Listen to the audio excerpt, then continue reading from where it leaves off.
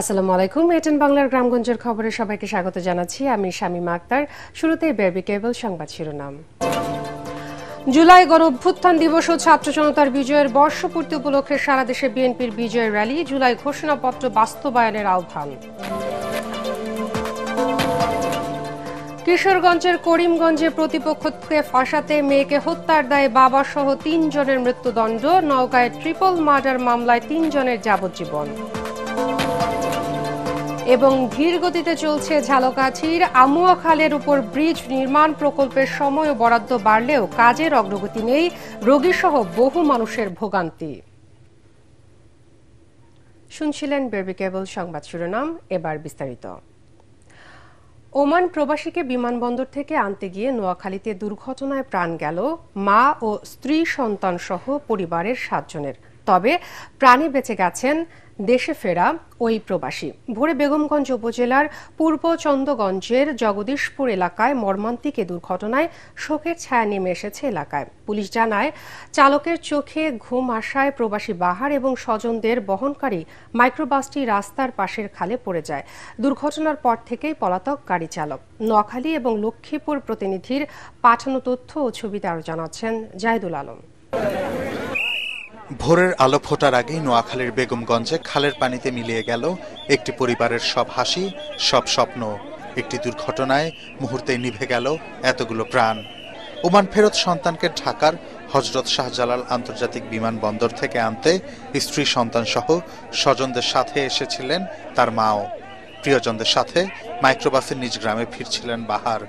নোয়াখালীর বেগমগঞ্জে পৌঁছালে হঠাৎ নিয়ন্ত্রণ হারিয়ে তাদের বহনকারী মাইক্রোবাসটি পড়ে যায় সড়কের পাশে খালে। সমনি আইছিলারে কইছি তুই কতক্ষণ ঘুম যাইলো, আমরা দরকার পরে যাই।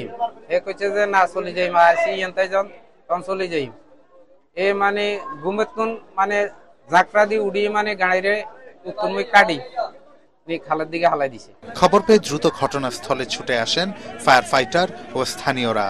একে একে বের করে আনেন আরোহীদের, কিন্তু বাহার বেঁচে গেলেও প্রাণ হারায় তার মা মুর্শিদা, স্ত্রী কবিতা, মেয়ে মিম, ভাবি লাবণী, 8 বছরের ভাতিজি রেশমি ও 9 বছরের লামিয়া ও নানি।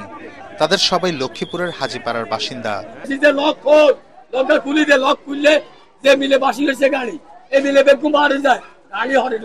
সে কি করছে, গাড়ির গ্লাস খুলে সে নিজে বাইরে গেছে। তারপরে আমি এখন নিজে একটা ছোট গ্লাস আছে, আমি হাতে এটা খোলার পরে আমি নিজে বাইরে আসি। এখন আমার ওয়াইফে টানে, সে তার বাচ্চারে ধরে রাখছে। আমার বড় ভাবিরে টানে, সে তার বাচ্চারে ধরে রাখছে। মেজো ভাবি বাইরে এসে তার বাচ্চা ভিতরে রয়ে গেছে।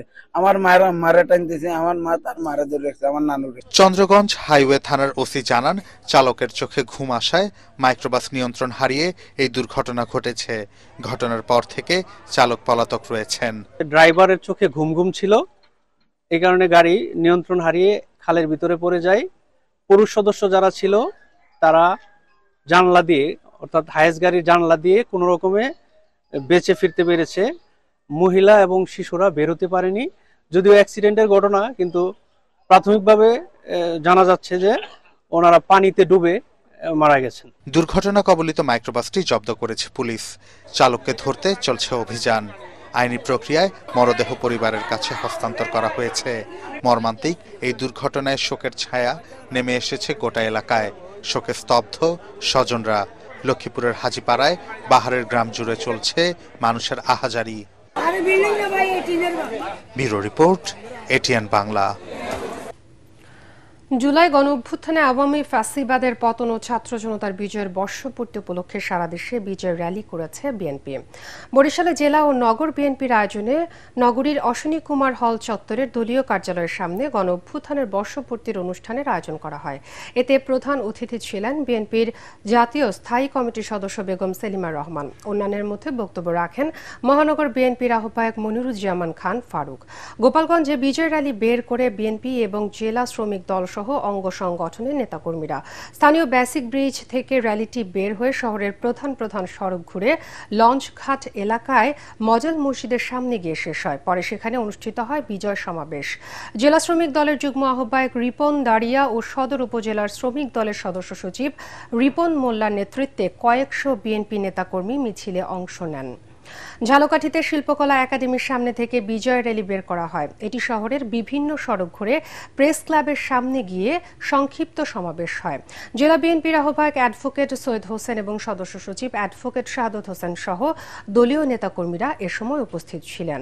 ছাত্র জনতার বিজয়ের বর্ষপূর্তি উপলক্ষে নওগাঁয় বিজয় র্যালি করেছে জেলা বিএনপি। শহরের কেডির মোড় দলীয় কার্যালয় থেকে বিজয় র্যালি বের হয়ে বিভিন্ন সড়ক প্রদক্ষিণ করে পুনরায় সেখানে গিয়ে শেষ হয়। পরে দলীয় কার্যালয়ের সামনে আলোচনা সভা অনুষ্ঠিত হয়। বিজয় র্যালি এবং আলোচনা সভায় জেলা বিএনপির ভারপ্রাপ্ত আহ্বায়ক রেজাউল ইসলাম রেজু সহ অন্যান্য নেতারা উপস্থিত ছিলেন। নাটোর শহরের হাউজিং এস্টেট থেকে বিজয় র্যালি বের করা হয়। এটি বিভিন্ন সড়ক ঘুরে একই স্থানে গিয়ে শেষ হয়। পরে সেখানে সমাবেশে বিএনপির জাতীয় নির্বাহী কমিটির সদস্য সাবেক এমপি কাজী গোলাম মোর্শেদ, জেলা বিএনপির আহ্বায়ক রহিম নেওয়াজ এবং সদস্য সচিব আসাদুজ্জামান আসাদ সহ অন্যান্য নেতারা বক্তব্য রাখেন। বক্তারা দ্রুত জুলাই ঘোষণাপত্র বাস্তবায়নের আহ্বান জানান। কুমিল্লায় বিজয় র্যালি করেছে মহানগর দক্ষিণ এবং উত্তর জেলা বিএনপি। এতে প্রধান অতিথি ছিলেন দলের স্থায়ী কমিটির সদস্য ডাক্তার AZM জাহিদ হোসেন। অন্যান্যের মধ্যে বক্তব্য রাখেন আমিরুল রশিদ ইয়াসিন এবং কুমিল্লা দক্ষিণ জেলা বিএনপির আহ্বায়ক জাকারিয়া তাহের সুমন। পাবনায় শেখ হাসিনা পতনের বর্ষপূর্তি উপলক্ষে বিজয় মিছিল এবং পথসভা অনুষ্ঠিত হয়েছে। এতে প্রধান অতিথি ছিলেন বিএনপির জাতীয় নির্বাহী কমিটির অন্যতম সদস্য AKM সেলিম রেজা হাবিব। সভায় বিপুল সংখ্যক নেতাকর্মী মিছিলে অংশ নেন।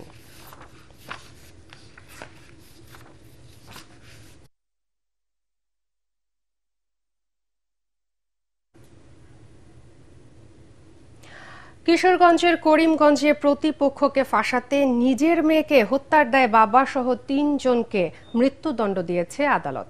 একই সাথে তাদের প্রত্যেককে ৫০,০০০ টাকা করে জরিমানা করা হয়। দুপুরে আসামিদের অনুপস্থিতিতে কিশোরগঞ্জের সিনিয়র জেলা ও দায়রা জজ আদালতের বিচারক মোহাম্মদ নুরুল আমিন বিপ্লব এ রায় দেন।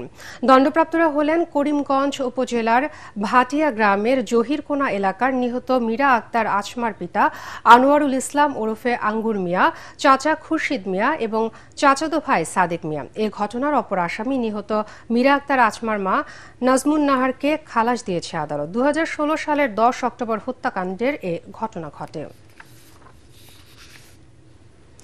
এদিকে নওগাঁর পোরশায় জমি জমা নিয়ে বিরোধের জেরে ট্রিপল মার্ডার মামলায় ৩ জনের যাবজ্জীবন কারাদণ্ড দিয়েছে আদালত।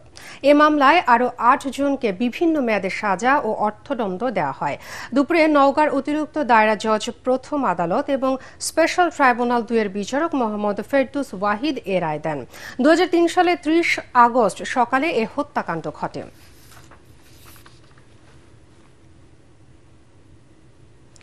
খুলনায় ৩টি একনলা বন্দুক, ১০ রাউন্ড তাজা কার্তুজ এবং অস্ত্র তৈরির সরঞ্জাম সহ সুন্দরবনের কুখ্যাত ডাকাত আসাবুর বাহিনীর ২ সহযোগীকে আটক করেছে কোস্টগার্ড। তারা হলেন মোহাম্মদ বাদশা গাজী ও মেহেদি হাসান। মঙ্গলবার বিকেলে সুন্দরবনের শিবসা নদী সংলগ্ন শরবতখালী এলাকায় বিশেষ অভিযান চালিয়ে তাদেরকে আটক করা হয়।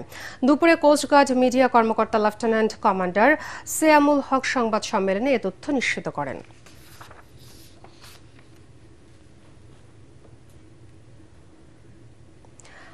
ধীর গতিতে চলছে ঝালকাঠির কাঠালিয়া উপজেলার আমুয়া খালের উপর ব্রিজ নির্মাণ কাজ। প্রকল্পের সময় ও বরাদ্দ বাড়লেও কাজের অগ্রগতি নেই। উপজেলা স্বাস্থ্য কমপ্লেক্সে যাতায়াতের প্রধান সড়কে ব্রিজ না থাকায় ভোগান্তিতে রোগীসহ অসংখ্য মানুষ। ঝালকাঠি প্রতিনিধি HM নাসির উদ্দিনের পাঠানো রিপোর্ট জানাচ্ছেন জাহিদুল আলম। ঝালকাঠির কাঠালিয়া উপজেলার আমুয়া খালের উপর ৬৮ মিটার দীর্ঘ সেতুটি ২০১৬ সালের ১৭ আগস্ট কার্গো জাহাজের ধাক্কায় ভেঙে যায়। ২০২২ সালের মে মাসে এটি নতুন করে নির্মাণ শুরু করে LGED। ২০২৩ সালের অক্টোবরে কাজ শেষ হওয়ার কথা থাকলেও নকশায় পরিবর্তন আনায় মেয়াদ বাড়ানো হয় ২০২৫-এর ৩০ জুন পর্যন্ত। তবে ৩ বছরের বেশি সময় পার হলেও মাত্র কয়েকটি পিলার বসাতে পেরেছে ঠিকাদারি প্রতিষ্ঠান messrs Supti construction and Kabir brothers. নির্মাণাধীন সেতুটির পাশে স্থানীয়দের চলাচলের জন্য একটি কাঠের বিকল্প সেতু তৈরি করা হলেও সেটি দিয়ে যাতায়াত করা খুবই ঝুঁকিপূর্ণ হয়ে পড়ছে স্থানীয় বাসিন্দাদের জন্য। ১ বছরের মধ্যে আদৌ কোনো কন্ট্রাক্টরের কোনো খোঁজখবর নাই। প্রাথমিক অবস্থায় ব্রিজ ভাঙার পরে কাজ চলমান ছিল, এরপরে ৫ তারিখের পর থেকে কন্ট্রাক্টর নিতে। পার্শ্ববর্তী একটা কাঠের পুল দিয়েছে, নতুন ব্রিজ হওয়ার কারণে কাঠের পুল ঝুঁকিপূর্ণ। আমরা শিক্ষার্থীরা আসা যাওয়া করতে পারি না, 2 বছর যাবত ব্রিজটার কাজ বন্ধ আছে। আমরা খুবই দুর্ভোগের ভিতরে আছি, কারণ এই যে চাক্কা আটকে পড়ে কাঠের ভিতরে। আমাদের রুগী নিয়েও যাওয়া যায় না, নিজেরাও পারা যেতে পারি না। অতি দ্রুত যাতে এই ব্রিজটার কাজ চালু হয়, যাতে ব্রিজটার ব্যবস্থা করা হয়। সেতুর অভাবে কাঙ্ক্ষিত স্বাস্থ্যসেবা থেকে উপজেলাবাসী বঞ্চিত হচ্ছেন, এমনটাই জানান এই চিকিৎসক। যে সকল রোগীরা খুব অসুস্থ থাকে তাদেরকে নিয়ে আসা ওই ব্রিজ দিয়ে আসলে খুব কষ্টসাধ্য ব্যাপার, এবং অনেক সময় এই ঝাঁকুনির কারণে অনেকের অনেক ক্ষতিও হয়ে থাকে। চলতি বছরের ডিসেম্বরের মধ্যেই কাজ শেষ করার পরিকল্পনা রয়েছে বলছে স্থানীয় সরকার প্রকৌশল বিভাগ। তো ঠিকাদার 2025-এর ডিসেম্বর পর্যন্ত সময় চেয়েছে, এর মাঝেই সে কাজটি সম্পন্ন করবে। বর্তমানে আসলে যে জনভোগান্তি তৈরি হয়েছে, জনভোগান্তি দূরীকরণে এলজিডিও চেষ্টা করছে দ্রুত সময়ে কাজটি শেষ করার জন্য। জানমালের নিরাপত্তা নিশ্চিতে দ্রুত সেতুটি নির্মাণ কাজ সম্পন্ন করার দাবি স্থানীয়দের। Bureau report, ATN Bangla. খুলনার পাইকগাছার নগর শ্রীরামপুরে জিয়া প্রাইমারি হেলথ কেয়ার সেন্টারের উদ্যোগে দিনব্যাপী চক্ষু চিকিৎসা এবং স্থানীয় অপারেশন ক্যাম্প অনুষ্ঠিত হয়েছে। বাংলাদেশ সংবাদ সংস্থা বাসুসের চেয়ারম্যান এবং দৈনিক ইত্তেফাকের যুগ্ম সম্পাদক আনোয়ার আদ্দিনের সার্বিক তত্ত্বাবধানে ক্যাম্পে 2 সহস্রাধিক মানুষকে বিনামূল্যে চক্ষু চিকিৎসা সেবা দেওয়া হয়। অনুষ্ঠানে পাইকগাছা উপজেলা বিএনপির আহ্বায়ক ডাক্তার আব্দুল মজিদ, বিশিষ্ট চিকিৎসক ডাক্তার হাফিজুর রহমান আশিক এবং ডাক্তার আসিফ হাসান সহ অন্যান্যরা উপস্থিত ছিলেন। ব্র্যাকো খুলনা বিএনএসবি চক্ষু হাসপাতালের বিশেষজ্ঞ ডাক্তার নার্সদের সমন্বয়ে গঠিত 12 জনের একটি মেডিকেল টিম চক্ষু চিকিৎসা ক্যাম্পে অংশ নেয়। সামাজিক দায়বদ্ধতার অংশ হিসেবে সাধারণ মানুষের জন্য এই ক্যাম্পের আয়োজন করা হয় বলে জানিয়েছেন বাসুসের চেয়ারম্যান আনোয়ার আদ্দিন। এই এলাকায় পরিবেশগত কারণে চোখের সমস্যা বেশি হচ্ছে। তার অন্যতম প্রধান কারণ হলো এখানকার আবহাওয়া অতিমাত্রায় লবণাক্ত, ফলে এখানে এই চক্ষু চিকিৎসাটা বেশি প্রয়োজন ছিল, যে কারণে আমরা আমাদের সাধ্যমতো যতটুকু করার চেষ্টা করছি। যার ছানি কাটার দরকার সেটা তাদেরকে বাছাই করে নেওয়া হচ্ছে, আর যাদের প্রাথমিক চিকিৎসা দেওয়ার দরকার সেটা দেওয়া হচ্ছে, যাদের চশমা দরকার তাদের চশমা দেওয়া হচ্ছে, যাদের ওষুধ দেওয়ার দরকার ওষুধ দেওয়া হচ্ছে। শরীয়তপুরের জাজিরা উপজেলার নাওডোবা ইউনিয়নের 0 পয়েন্ট এলাকায় পদ্মা নদীর ভয়াবহ ভাঙনে আলমখার কান্দি জামে মসজিদ নদীগর্ভে বিলীন হয়ে গেছে। মঙ্গলবার সকালে ভাঙনের এক ঘটনা ঘটে। এ সময় স্থানীয়দের মাঝে আতঙ্ক ছড়িয়ে পড়ে। পানি উন্নয়ন বোর্ড জানায়, গত বছরের নভেম্বরে পদ্মা সেতু প্রকল্পের ইনস্ট্রাকশন ইয়ার্ডের রক্ষাবাঁধ এলাকায় ভাঙন শুরু হয়। চলতি বছর জুন জুলাই মাসে 6 দফা ভাঙনের প্রায় 750 মিটার রক্ষাবাঁধ নদীগর্ভে বিলীন হয়ে যায়। এর ফলে ইতিমধ্যে আলমখা কান্দি, ওছিমউদ্দিন মাতব্বর কান্দি, উকিল উদ্দিন মুন্সি কান্দি এবং মাঝির ঘাট এলাকায় 30টি ব্যবসা প্রতিষ্ঠান এবং 50টি বসতবাড়ি পদ্মায় বিলীন হয়ে গেছে। এছাড়া শতাধিক পরিবার তাদের ঘরবাড়ি নিরাপদ স্থানে সরিয়ে নিতে বাধ্য হয়েছে। ভাঙনের ঝুঁকিতে রয়েছে মাঝির ঘাট বাজারের 200টিরই বেশি দোকান এবং ব্যবসা প্রতিষ্ঠান। হবিগঞ্জের বাহুবল উপজেলার পুটিজুড়ি ইউনিয়নের সরকারি জমি দখলের অভিযোগ উঠেছে এক আওয়ামী লীগ নেতার বিরুদ্ধে। এলাকাবাসী জানায়, পুটিজুড়ি ইউনিয়নের ভীমসি মৌজায় সরকারি 8.46 একর জমি দীর্ঘদিন ধরে অবৈধভাবে দখল করে রেখেছেন আলফি মিয়া। পলাতক জেলা তাঁতি লীগের সভাপতি, পুটিজুড়ি ইউনিয়নের চেয়ারম্যান মুদ্দত আলীর সহযোগে ওই আওয়ামী লীগ নেতা নানা অপকর্ম চালিয়ে আসছেন বলে জানা যায়। দখল করা জমির এক পাশে রয়েছে বৃন্দাবন চা বাগান, অন্য পাশে মধুপুর চা বাগান। এ ব্যাপারে বাহুবল উপজেলা সরকারি কমিশনার ভূমি মাহবুবুর রহমান জানান, উল্লেখিত জমি সরকারিভাবে কাউকে ইজারা দেওয়া হয়নি, তবে এর কিছু অংশ নিয়ে মামলা চলমান রয়েছে। 1 নম্বর খাসখতিয়ানের জায়গা কেউ বিক্রি করতে পারে না। যদি কেউ দখল হস্তান্তর করে কোনোভাবে, সেক্ষেত্রে আমার কাছে এই ধরনের কোনো তথ্য নেই। তবে আমরা এই ধরনের তথ্য পেলে অবশ্যই আমাদের যে আইনানুগ ব্যবস্থা আছে, আমাদের দখল মুক্ত করার যে উচ্ছেদের প্রক্রিয়া আছে, সেটাই আমরা যাব। বগুড়ায় পালিত হলো সাবেক নৌবাহিনী প্রধান এবং মন্ত্রী মরহুম রিয়াল অ্যাডমিরাল মাহবুব আলী খানের ৪১তম শাহাদত বার্ষিকী।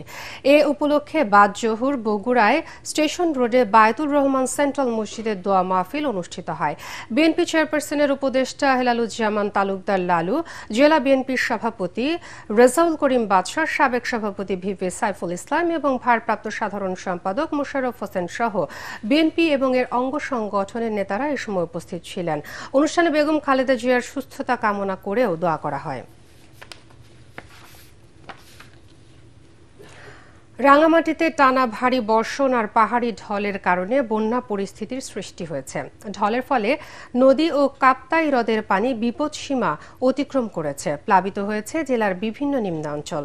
বন্ধ হয়ে গেছে রাঙামাটি সাজেক সড়কের যোগাযোগ। সেখানে আটকা পড়েছেন শত শত পর্যটক। হ্রদের পানি বৃদ্ধি পাওয়ায় রাঙামাটি শহরের লেক তীরবর্তী এলাকায় ঢুকে পড়েছে পানি।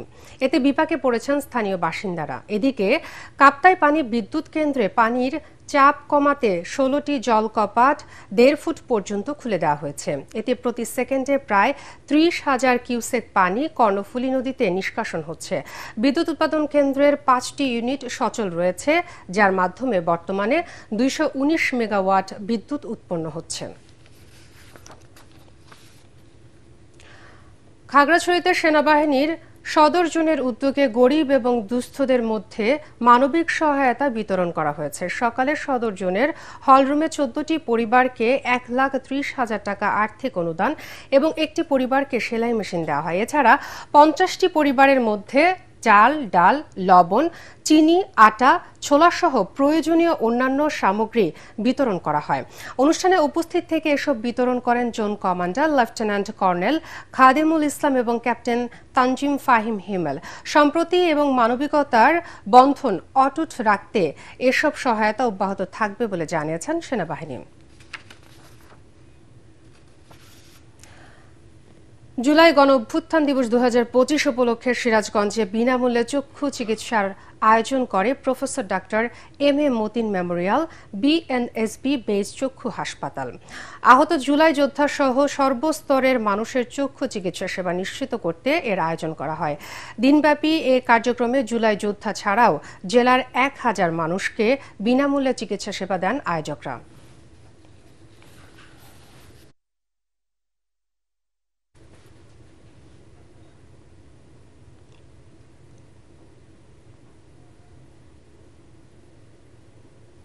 পরবর্তী সংবাদ দেখার আমন্ত্রণ জানিয়ে এখনকার মতো শেষ করছি। এটিএন বাংলা সংবাদ ইউটিউবে দেখতে ব্রাউজ করুন youtube/ATN বাংলা নিউজ। এতক্ষণ সাথে থাকার জন্য ধন্যবাদ সবাইকে।